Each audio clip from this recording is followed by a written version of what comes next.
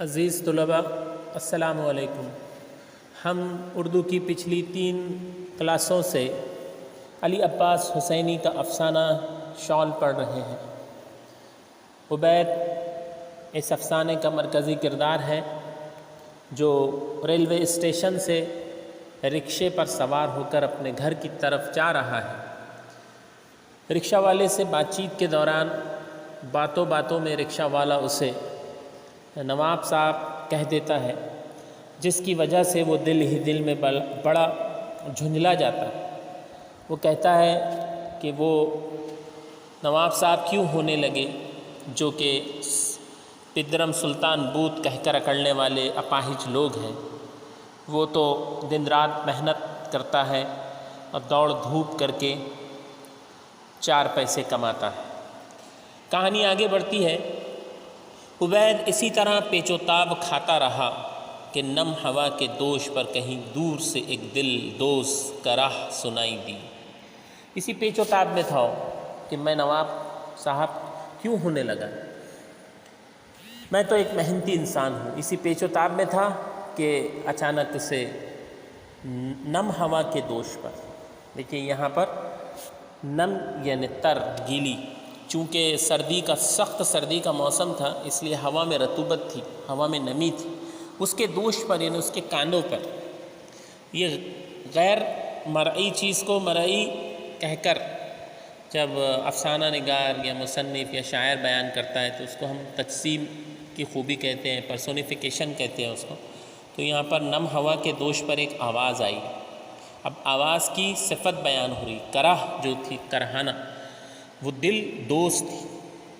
دل دوست کہتے ہیں چبھنے والی باریک تیز آواز۔ کرہانے والا کچھ منمنا بھی رہا تھا۔ منمنانا یعنی ناک میں بول رہا تھا، صاف طور سے نہیں بول رہا تھا۔ اصل میں جو بکری بولتی ہے، بکری کا منمنانا، تو وہیں کہ وہیں جب آدمی بولتا ہے، واضح نہیں بولتا ہے، صاف نہیں بولتا ہے، تو اس کو کہتے ہیں وہ منمنا رہا۔ تو کرہانے والا کچھ منمنا رہا تھا مگر صاف نہیں سنائی دے رہا تھا۔ پھر بھی آواز میں انسانی دل کے لیے ایک ناقابل برداشت درد تھا۔ وہ جو آواز دل دوز کرہا عبید کو سنائی دی، اس میں ایک انسانی دل کے لیے، چونکہ انسانی دل مختلف چیزوں سے متاثر ہونے والا رہتا ہے، تو جو انسانی دل ہے ناقابل برداشت یعنی برداشت کے ناقابل اس کے اندر درد تھا اس کرہ میں، سینے کو برما دینے والا، آنکھوں میں مرچیں لگا دینے والا۔ یہ اس کرہ کی خوبیاں بیان ہوئی جو اس کو نم ہوا کے دوش پر سنائی دی۔ ایک تو یہ کہ وہ دل دوز کرہ تھی، دوسرا یہ کہ اس میں انسانی دل کے لیے ناقابل برداشت درد تھا، تیسرا وہ سینے کو برما دینے والا۔ برما کہتے ہیں اس لوہے کے آلے کو جس سے کسی چیز میں سوراخ کیا جائے، اور محاورے میں استعمال ہوتا ہے سینے کو برما دینا یعنی سینے میں سوراخ کر دینا، یعنی اتنی تکلیف دہ کرہ تھی کہ اس سے آدمی کے سینے میں سوراخ پڑ جائے، یعنی اسے بہت غم ہو، دکھ ہو، درد ہو۔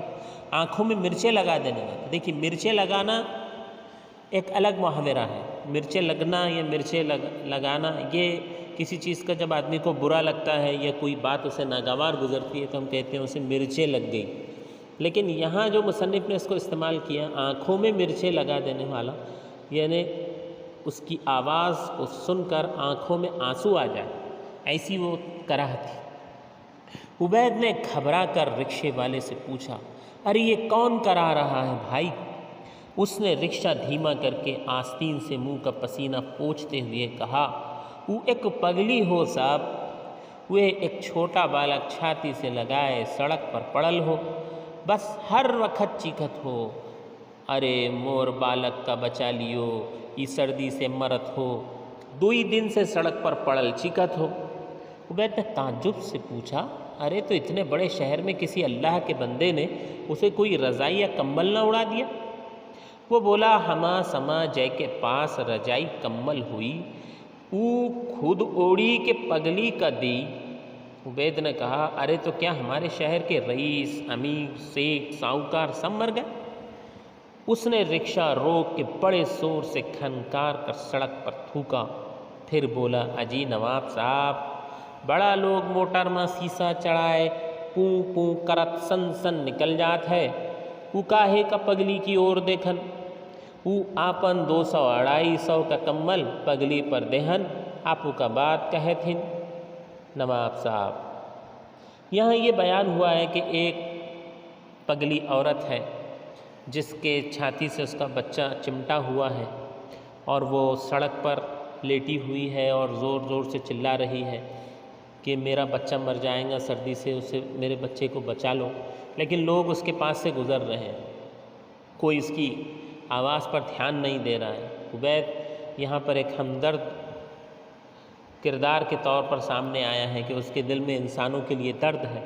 اس نے جیسی وہ کرہ سنی، اس نے رکشے والے کو کہا کہ روکو ذرا، کیا ہے، کیسی آواز یہ آ رہی ہے، اور اس نے یہ رد عمل بھی ظاہر کیا کہ اتنے بڑے شہر میں کوئی ایک بھی نہیں ہے اللہ کا بندہ جو اس کو رضائی اور کمبل اڑا دے، سب مر گئے کہ شہر کے رئیس، امیر، سیٹ، ساہوکار۔ تو اس پر، اور اس نے پھر رکشہ تیز چلانا شروع کیا، آواز اب بالکل صاف صاف سنائی دینے لگی تھی، ارے بھگوان کے نام پر بچا لو اس بالک کو، کوئی وستر اس کو اڑا دو۔ وستر یعنی ہندی کا لفظ ہے، وستر یعنی لباس۔ مر رہا ہے یہ سردی سے، آہ آہ بھگوان کیا اس پرتھوی پر کہیں دیا نہیں۔ یہ بھی ہندی کا لفظ ہے، یہاں پر وستر ایک ہندی کا لفظ استعمال ہوا ہے یعنی لباس، اس کے بعد پرتھوی ایک ہندی کا لفظ استعمال ہوا ہے یعنی زمین۔ اس پوری زمین پر، اس پوری دنیا میں کوئی ایک بھی ایسا شخص نہیں ہے جو میرے بچے کو مرنے سے بچا لے اور اس کے اوپر کوئی وستر ڈال دے، کوئی کپڑا ڈال دے۔ عبید نے دیکھا پگلی فٹ پاتھ پر پڑی ہے، انگلش کا ایک لفظ آیا ہے فٹ پاتھ۔ بڑے شہروں کے اندر سڑکوں سے لگ کر ایک پاتھ ہوتا ہے، فٹ پاتھ، جس پر پیدل چلنے والے چلتے ہیں۔ تو اس فٹ پاتھ پر ہم دیکھتے ہیں بڑے شہروں میں کہ اکثر غریب لوگ جو دن بھر محنت مزدوری کرتے ہیں اور رات میں اسی فٹ پاتھ پر پڑے سوتے رہتے ہیں، تو یہ پگلی بھی اسی فٹ پاتھ پر پڑی ہے، بس ایک چھوٹی سی دھوتی لپٹی ہے۔ اب یہاں دیکھیے یہ 2 لائن میں اس پگلی کا حلیہ بیان ہو رہا ہے کہ وہ کیسی تھی۔ ایک چھوٹی سی دھوتی اس کو لپٹی ہوئی تھی، اسی کا ایک کونا پیٹ پر پڑا ہے، اس چیتھڑے میں سے ایک بچے کا سر دکھائی دے رہا ہے۔ چیتھڑا کہتے ہیں بوسیدہ کپڑے کا ٹکڑا، یا ہم جس کو عام زبان میں چنی کہتے ہیں، تو وہ اتنی بوسیدہ، اتنی پرانی تھی کہ وہ ریزہ ریزہ اس کی دھوتی کا ہو گیا تھا، اور وہ چیتھڑے میں سے اس کا چھوٹے سے بچے کا سر دکھائی دے رہا تھا جس کو وہ اپنے سینے سے لگائے ہوئی۔ پگلی کے بال مٹی میں اٹے ہیں، اس کی آنکھیں بند ہیں اور وہ کرائے جا رہی ہے، آہ آہ بھگوان کیا کہیں دیا نہیں۔ یہ ہندی کا لفظ استعمال ہوا دیا، دیا یعنی کہیں بھی رحم نہیں ہے مجھ پر، کوئی بھی ایسا آدمی نہیں ہے جو مجھے اس حالت پر مجھ پر دیا کرے، مجھ پر رحم کرے۔ عبید کے جسم میں بجلی کا کرنٹ سا دوڑ گیا، دل و دماغ جھنجھنا اٹھے، چونکہ یہ ایک ہمدرد اور ایک انسانی دکھ اور درد کو سمجھنے والا دل رکھتا تھا، اس لیے جیسے ہی اس نے یہ منظر دیکھا تو اس کو ایک کرنٹ، دل و دماغ جھنجھنا اٹھے۔ وہ اس طرح کانپا کہ گھٹنے پر رکھی شال پھسل کر اس کے جوتے پر آ رہی، وہ اسے جھک کر اٹھاتے ہوئے بے ساختہ چیخ اٹھا، روکو رکشہ۔ بے ساختہ ہے اچانک، جس میں اس کی مرضی کا کوئی خاص دخل نہ ہو، بے ارادہ یکایک اس کی زبان سے چیخ نکلی کہ روکو رکشہ۔ رکشے والے نے پورا بریک لگایا، رکشہ جھٹکے سے رک گیا۔ اس نے عبید کو سوالیہ انداز سے دیکھا۔ عبید نے شال اس کی طرف بڑھا کر کہا، لو یہ شال، اسے اڑا دو۔ رکشے والے کا منہ تعجب سے کھل گیا۔ وہ پگلی کا؟ اس نے پوچھا۔ عبید نے کہا، ہاں اسی کو۔ رکشے والے نے اپنی سیٹ سے اترتے ہوئے پھر احتجاج کیا، ارے ای چدریا بہت بڑھیا ہے نواب صاحب۔ عبید نے ڈانٹ کر کہا، بکو مت، چاہ کے اسے اڑا دو۔ یہ وہ جو شال ہے جس کو وہ بڑی بچا کر لایا ہے اور پورے سفر کے دوران اس نے اس کو استعمال نہیں کیا ہے، لیکن اس پگلی کی حالت کو دیکھ کر اسے اس پر رحم آ گیا اور اس نے اپنی بیوی کی وہ چہیتی شال اس پگلی کو دینے کا ارادہ کر لیا، اور رکشے والے کو اس نے وہ شال دے کر کہا کہ یہ شال اسے اڑا دو۔ رکشے والے نے احتجاج بھی کیا۔ احتجاج کہتے ہیں تحریراً و تقریراً جب کسی بات پر ناراضی کا اظہار کیا جائے، جس کو ہم انگلش میں پروٹیسٹ کہتے ہیں۔ تو یہاں جو رکشے والا تھا اس نے احتجاج اس لیے کیا کہ یہ چدریا کہا ہے شال کو، یعنی یہ جو شال ہے یہ بہت بڑھیا ہے، یہ بس پگلی کے لائق کی نہیں ہے۔ لیکن عبید نے اس کو ڈانٹ کر کہا کہ بکو مت، جا کر اسے اڑا دو۔ مگر وہ خود نہ تو اپنی جگہ سے ہلا اور نہ اس نے پگلی کے پاس جانے کی ہمت کی۔ بڑی گندی تھی وہ، اسے تو پگلی کو دیکھتے ہی سے گھن آتی تھی۔ پگلی کا جو جسم تھا، جو اس کے بال مٹی میں اٹے ہوئے تھے، جو وہ ایک چھوٹی سی دھوتی اوڑے ہوئے تھی، اور وہ اس کا جو پاگل پن تھا، اسے دیکھ کر عبید کو اس کو دیکھنے سے ہی گویا کراہیت وہ محسوس کر رہا تھا۔ گھن آنا یعنی کراہیت محسوس کرنا۔ اس نے ادھر ادھر سڑک پر گھبرائی نظر ڈالی، کوئی دیکھتا تو نہیں اس کی اس بے وقوفی کو؟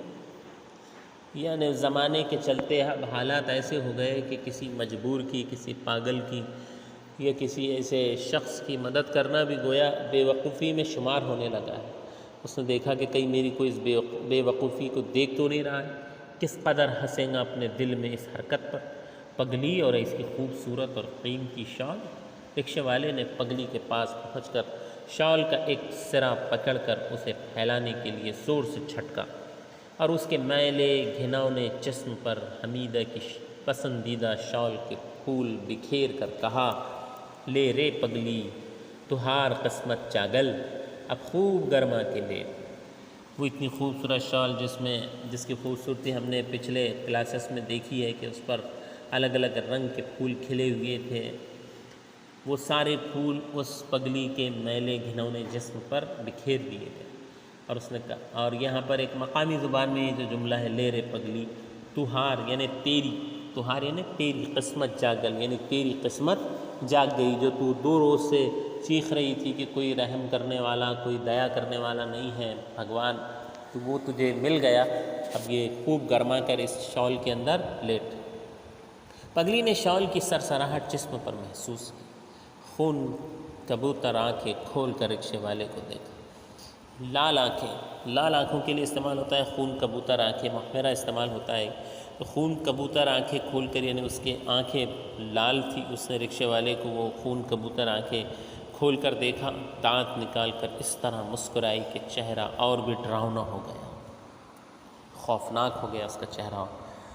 رکشے والا جلدی سے پیچھے ہٹا اور رکشے پر بیٹھتے ہی اسے تیز چلانے لگا، اور عبید اس سوچ میں پڑ گیا کہ شال دینے کو تو دے دی پگلی کو، مگر میں کہوں گا کیا حمیدہ سے؟ اب یہ یہاں پر اس کا جو شال دینے کے بعد جو عبید کے دل و دماغ میں جو کیفیت ہے اس کو یہاں بیان کیا جا رہا کہ اس نے سوچا، اس نے جذبات میں آ کر اس وقت یہ فیصلہ تو لے لیا کہ وہ خوبصورت شال اس نے اس پگلی کو دے دی، لیکن پھر اب وہ سوچ میں پڑ گیا کہ اب وہ حمیدہ کو کیا کہے، یہی کہ میں نے اس کی شال ایک پگلی کو دے دی، کہ حمیدہ اسے اپنی توہین نہ سمجھے گی، اور اگر کہیں اس سلسلے میں اس کی چشم میں گو میں آنسو آ گئے یا کہیں اتر گیا اس کا ہسمکھ چہرہ، تو چشم میں گو یعنی شراب کے نشے سے مخمور آنکھیں، یعنی خوبصورت آنکھوں کے لیے یہ استعمال ہوتا ہے، مخمور آنکھوں کے لیے استعمال ہوتا ہے چشم میں گو، میں یعنی شراب، میں گو شراب کی طرح جو نشیلی آنکھیں جس کو ہم کہیں گے، اس میں اگر آنسو آ جائے یا پھر اس کا ہسمکھ چہرہ اتر جائے، چہرہ اترنا بھی ایک معاملہ ہے، غمزدہ ہونا، تو کہیں اس کا وہ چہرہ ہسمکھ چہرہ اتر گیا، کہیں اس کی آنکھوں میں آنسو آ گئے، عبید نے طے کیا مجھے بات بنانی ہی پڑے گی۔ عبید نے دل ہی دل میں یہ طے کر لیا کہ نہیں، اب وہ جھوٹ بولے گا، بات گھڑے گا، مجھے جھوٹ بولنا ہی پڑے گا، مگر ایسا جھوٹ کہ بجائے آنکھوں سے آنسو کے اس کے منہ سے کلمہ شکر نکلے۔ میں ایسی بات بناؤں گا کہ وہ ناشکری کرنے کے بجائے یا رونے دھونے کے بجائے اس کی زبان سے کلمہ شکر نکلے، وہ اللہ کا شکر ادا کرنے والی بن جائے، وہ الحمدللہ کہے۔ کلمہ شکر کہتے ہیں الحمدللہ جو ہے یہ کیا ہے؟ کلمہ شکر ہے، شکر کا کلمہ اس کی زبان سے نکلے۔ آئیے یہ اقتباسات ہمیں کتنا سمجھ میں آئے ہیں اس کی جانچ کے لیے ہم چند سرگرمیاں کرتے ہیں۔ خاکے پر مبنی پہلی سرگرمی جیسے کہ آپ کو نظر آ رہی ہے، پگلی کی کرہ، اس کو آپ کو 4 چیزیں نکال کر لکھنا ہے، اس شب کی خاکے کو مکمل کرنا ہے۔ نمبر 1 تو جیسے کہ ہماری جو پیراگراف ہم نے جو پڑھے ہیں، اقتباسات جو ہم نے پڑھے ہیں، اس میں پہلے ہی پیراگراف میں اس کرہ کی کچھ خوبیاں بیان ہوئی تھی۔ نمبر 1 پہلی لائن میں ہے دل دوز کرہ، تو آپ کو پگلی کی کرہ کی پہلی خوبی ہے کہ وہ دل دوز تھی۔ دوسرا یہ کہ انسانی دل کے لیے ایک ناقابل برداشت درد تھا اسے، تو ناقابل برداشت درد، یہ اس کی ایک ہم نقطہ نکال کر لکھ لیں گے۔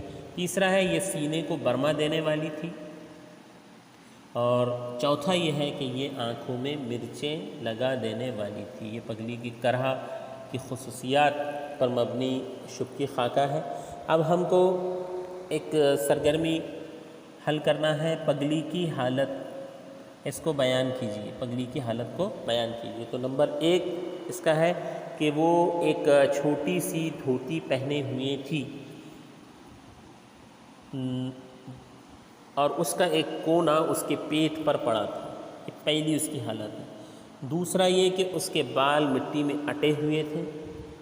تیسرا یہ کہ اس کی آنکھیں بند تھیں، اور چوتھا کہ وہ کراہے جا رہی تھی۔ یہ 4 چیزیں ہیں جو اس پگلی کی حالت کو بیان کرتے ہیں۔ ہم کو ایک تیسری سرگرمی اس پر حل کرنا ہے کہ شال پگلی کو دینے کے بعد حمیدہ سے متعلق عبید کے خدشات تحریر کیجیے۔ کہ شال تو اس نے اس پگلی کو دے دی، لیکن حمیدہ سے متعلق عبید کے دل میں کیا خدشات آئے؟ تو ایک خدشہ تو یہ آیا کہ کہیں حمیدہ یہ شال جو اس کی جو پسندیدہ شال اس نے جو پگلی کو دی ہے، تو کیا حمیدہ اسے اپنی توہین سمجھیں گی، اور اس کے چشم میں گوں میں آنسو آ جائیں گے، اس کا چہرہ اتر جائے گا۔ اسی لیے اس نے یہ سوچا کہ وہ حمیدہ کو سچ بات نہیں بتائے گا، بلکہ جھوٹ کا سہارا لے گا۔ تو یہ اس کا ری ایکشن ہے جو اس کے دل میں خدشات آئے ہیں۔ یہ ہماری 3 سرگرمیاں ہو گئی۔ اب ذخیرہ الفاظ پر مبنی سرگرمی کی جانب آتے ہیں۔ واو عطف والی ترکیب ہم کو ڈھونڈ کر لکھنا ہے۔ پورے اقتباس میں ہم کو 2 واو عطف والی تراکیب ملی ہے، ایک ہے پہلی لائن میں پیچ و تاب، اور دوسرا ہے دل و دماغ۔ یہ 2 واو عطف والی تراکیب ہم نے ڈھونڈ کر نکالی ہے۔ اب درزل محاوروں کے معنی بتا کر اس کو جملوں میں استعمال کیجیے۔ ایک محاورہ استعمال ہوا ہے پیچ و تاب کھانا، یعنی مضطرب ہونا، بے قرار ہونا، یا حسد سے جلنا۔ پڑوسی کی نئی اور چمکدار کار دیکھ کر شاہد دل ہی دل میں پیچ و تاب کھانے لگا۔ چہرہ اتر جانا یعنی غمزدہ ہونا۔ عبید کو جب پتہ چلا کہ اس کے والد اس کے لیے نیا موبائل نہیں لائے ہیں تو اس کا چہرہ اتر گیا۔ بات بنانا یعنی بات گھڑنا، بات کو اپنے مطلب کے موافق کہنا۔ شاہد ہمیشہ نئی نئی باتیں بنا کر خود کی خامیوں کو چھپاتا رہتا ہے۔ تو یہ اس میں چند محاورے تھے جن کو ہم نے جملوں میں استعمال کیا۔ اس طرح آپ اس اقتباس میں ہم نے دیکھا ہے کہ رکشے والے کی زبان سے یو پی کی جو مقامی بولی ہے اس میں مکالمے ادا کیے گئے ہیں۔ تو اس میں سے ہم ایک عبارت لیتے ہیں جس کو ہمیں معیاری اردو میں تبدیل کرنا ہے، مقامی زبان کے فقروں کو معیاری زبان میں لکھنا ہے۔ تو ہم یہ پہلا اس کا حصہ لیتے ہیں۔ او ایک پگلی ہو صاحب، اوہے کا ایک چھوٹا بالک چھاتی سے لگائے سڑک پر پڑل ہو، بس ہر وقت چیخت ہو، ارے مور بالک کا بچا لیو، یہ سردی سے مرت ہو، 2 دن سے سڑک پر پڑل چیخت ہو۔ یہ ہوگی مقامی زبان میں وہ مکالمہ جو رکشے والے نے کہا ہے۔ اب اس کو ہم معیاری اردو میں، معیاری زبان میں اس کو ہم تبدیل کرتے ہیں۔ وہ کوئی ایک پگلی ہو صاحب، وہ ایک پگلی ہے صاحب، اس کا ایک چھوٹا بچہ چھاتی سے لگائے سڑک پر پڑی ہے، بس ہر وقت چیختی رہتی ہے، ارے میرے بچے کو بچا لیجئے، یہ سردی سے مر رہا ہے، 2 دن سے سڑک پر پڑی چیخ رہی ہے۔ یہ ہم اس کو معیاری اردو میں اس طرح ادا کریں۔ اس طرح سے بہت سارے ایسے مکالمے ہیں جو رکشے والے کی زبان سے مقامی زبان میں کہلوائے گئے ہیں۔ آپ اپنی بیاض میں ان تمام مکالموں کو معیاری زبان میں تحریر کریں۔ تو یہ چند اقتباسات تھے ان کی تو یہ افسانہ شال کے چند اقتباسات تھے جس کی تفہیم ہم نے دیکھی اور اس پر چند مشقی سرگرمیاں حل کی۔ افسانہ شال کی آخری کلاس میں پھر سے ملاقات ہوں گی، تب تک کے لیے اجازت دیجیے۔ السلام علیکم۔